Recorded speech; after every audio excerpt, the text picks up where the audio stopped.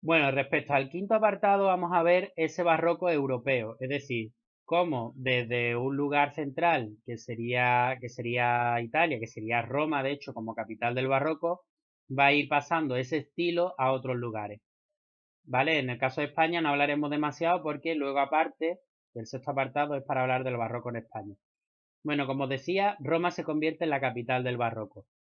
Es el centro, lógicamente, de la política contrarreformista de la Iglesia Católica y por tanto desde ahí va a surgir, digamos, ese interés que tiene la Iglesia por utilizar el barroco para vender, pues en este caso, pues la grandiosidad, la espectacularidad, todos estos adjetivos que hemos utilizado, el dinamismo que hemos utilizado para hablar del barroco. A nivel arquitectónico en Roma, pues vamos a encontrar, pues eso, pues un modelo urbano con plazas, con palacios e iglesias, como he explicado de la Piazza Navona con Bernini.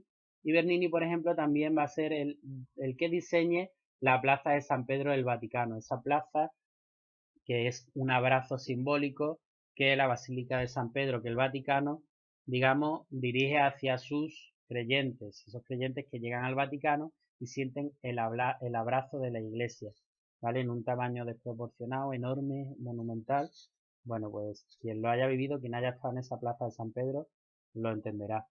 Bien, respecto a, bueno, el enemigo, digamos, en teoría de Bernini va a ser Borromini, que es un personaje muy interesante por su propia vida personal, que era totalmente diferente a Bernini, que era mucho más, digamos, centrado y demás. Bueno, en el caso de Borromini, como os digo, va a ser un auténtico maestro de las formas curvas, es decir, decíamos que se introducían esas formas curvas, Borromini es el maestro. De hecho, va a hacer un montón de iglesias pequeñitas en Roma, con unas fachadas espectaculares, con este gusto por las curvas, por los recovecos y demás, y el resultado va a ser espectacular.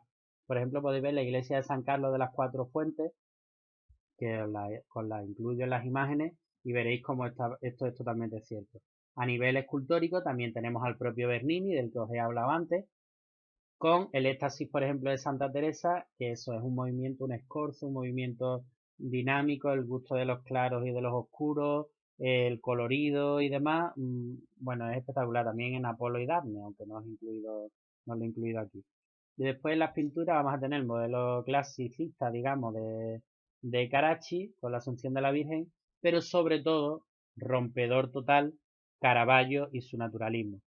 Caravaggio es el maestro del tenebrismo, el que pone en marcha este modelo que va a ser el modelo para muchísimos pintores posteriores con el uso de la luz, de los claroscuros más radicales, como decía, un único foco de luz. Hay, por ejemplo, un cuadro que es la vocación de San Mateo con Marcos, en la que San Mateo, Leví, antes de convertirse, digamos, a seguidor de Jesús, Mateo está sentado en una mesa, está contando dinero y hay un foco de luz que entra por la ventana y que ilumina la cara de Mateo y las monedas que hay en la mesa y todo lo demás aparece en penumbra. Entonces al espectador directamente se le va la vista Mateo bueno, a Mateo o a Leví, en este caso antes de que se convierta en seguidor de Jesús, ¿vale? En el que va a abandonar, es decir, en este momento de conversión, él se va a convertir. Bueno, pues ese momento puntual es el que aparece en la vocación de San Mateo. O después el entierro de Cristo, que es el momento en el que se está bajando a Cristo de la cruz y está en una posición prácticamente cayéndose de la cruz, ¿vale? Caravaggio, como digo, es un personaje súper rompedor.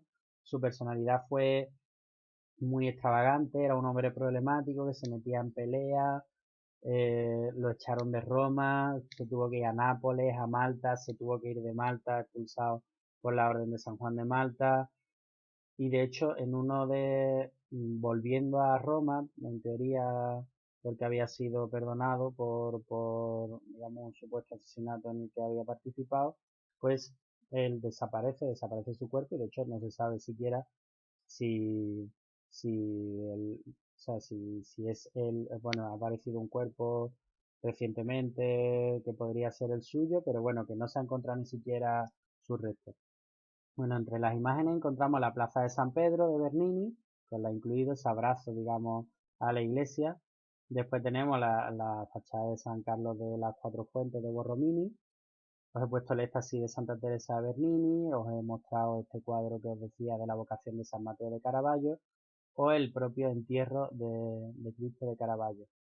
Os decía Cristo colgando, digamos, una vez que lo han quitado de la cruz, en suspensión, digamos, en los brazos de su discípulo, la Virgen, bueno, triste, María Magdalena clamando al cielo. Bien, bueno, desde este centro de que es Roma, como os digo, se va a difundir el barroco por toda Europa. Hacia Francia se va a difundir ligado al absolutismo monárquico, a la creación de los grandes palacios, por ejemplo, Versalles o el Louvre. En el caso de Inglaterra tenemos a Christopher Wren, que va a ser el constructor de la Catedral de San Paul, bueno, de Saint Paul, la Catedral de San Pablo de Londres. En el caso de Flandes vamos a tener a una figura muy importante de la historia, que es Rubens, Pedro Pablo Rubens, que es el autor de obras tan magistrales como Las Tres Gracias, que os mostraré, La Adoración de los Reyes Magos o el retrato ecuestre del Duque de Lerma, porque él fue pintor de cámara de los Austrias españoles.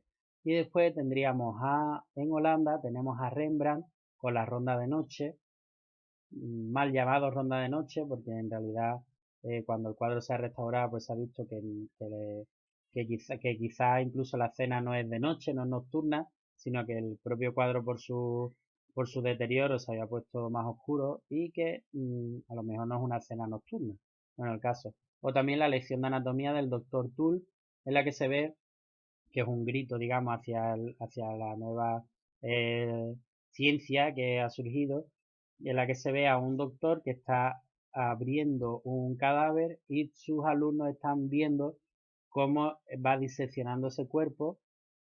Y bueno, ya os digo, esto en la Edad Media hubiera sido un sacrilegio, pero sin embargo en la Holanda ya del barroco, esto era perfectamente posible.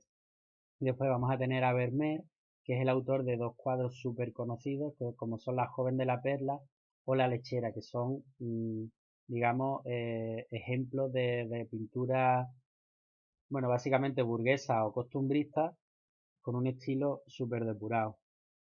Bueno, como os digo, pongo imágenes de esta Catedral de San Pablo de Londres, de las Tres Gracias, por favor, modelo estético del siglo XVII, cuerpos que para nosotros hoy día nos parecen, digamos, que no cumplen nuestros cánones y sin embargo es el cuadro, digamos que muestra la belleza tal cual de esta época, para que veáis cómo cambian los cánones estéticos con los tiempos. Bien, después lo que es en el barroco en España, en el ámbito de la arquitectura, está al servicio de la contrarreforma, se van a crear iglesias, conventos, como por ejemplo la propia fachada del Obradoiro, de la Catedral de Santiago de Compostela, de Casas y Novoa, bueno, conventos o plazas mayores, como por ejemplo la de Madrid. Y en el ámbito de la escultura, muy importante en Sevilla, imaginería en madera policromada, lo que conocéis, esculpir en madera que se colorea, básicamente son las imágenes que nutren, por ejemplo, la Semana Santa sevillana. Bueno, vamos a tener algunos escultores muy importantes, muchos de ellos sobre todo en la ciudad de Sevilla. Bueno, tenemos a Gregorio Fernández, que está en la ciudad de Sevilla con su Piedad. Tenemos a Alonso Cano, que por ejemplo es el autor de la Inmaculada de San Julián, de la iglesia de San Julián de Sevilla. O sobre todo, pues Martínez Montañé o Juan de Mesa. Martínez Montañé, que es el autor del Cristo de los Cálices, que está en la catedral, de la Cieguecita, que es el sobrenombre que recibe la Inmaculada, que también está en la catedral, Jesús de Pasión, que está en la Basílica del Salvador, la Virgen de la Encarnación, que es de la Hermandad del Dulce Nombre, inicialmente, pero hoy es de la Hermandad de la Quinta Angustia, que están todas en Sevilla, o por ejemplo el propio retablo de San Isidoro del Campo, que está en la población de Santiponce, muy cerquita de Sevilla.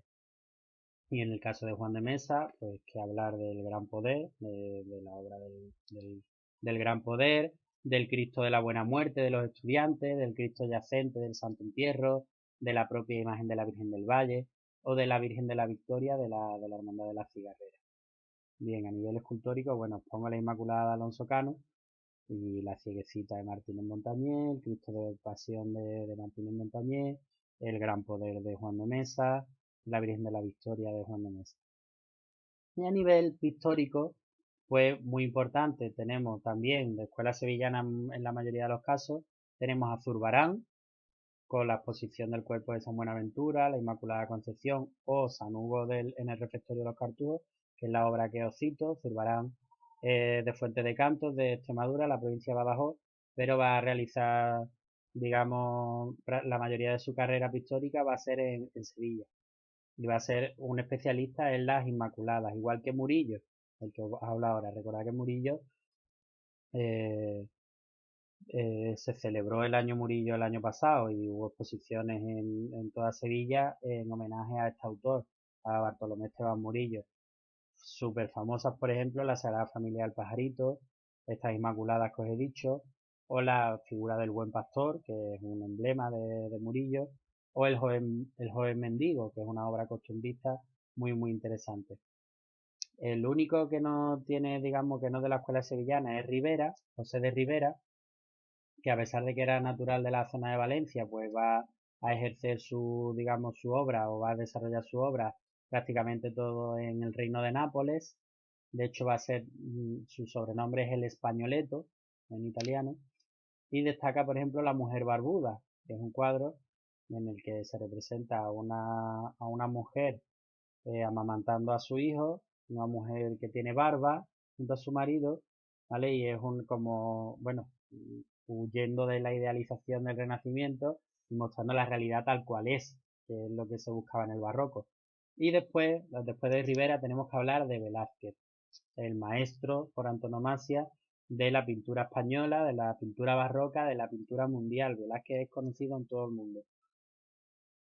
Tiene un periodo de formación en Sevilla, que es tenebrista, que se basa básicamente en Caravaggio. Después vamos a tener un traslado a Madrid para, digamos, trabajar para la familia real. Va a viajar 2 veces a Italia, va a tener un periodo de madurez final muy, muy interesante y tiene decenas y decenas de cuadros que son emblemas de la pintura universal. Cualquiera de todos los que os voy a decir son importantes. Todos nos los he puesto, pero todos son importantes. Del propio Aguador de Sevilla, que es digamos, la portada de nuestro tema, a la vieja friendo huevos, por ejemplo, que son ambos de la época sevillana. Y después tenemos Los Borrachos, que en realidad se llama El Triunfo de Baco, súper conocido, La Fragua de Vulcano, La Venus del Espejo, por supuesto que no decir del cuadro de las Meninas, de la familia de Felipe IV, en la que aparecen las infantas, con unos bufones, en la que aparece el propio Velázquez representado con un juego en el que se ve, digamos, el lienzo en primer plano y él detrás pintando, en la que después se va a poner su cruz de Santiago que lleva en el pecho.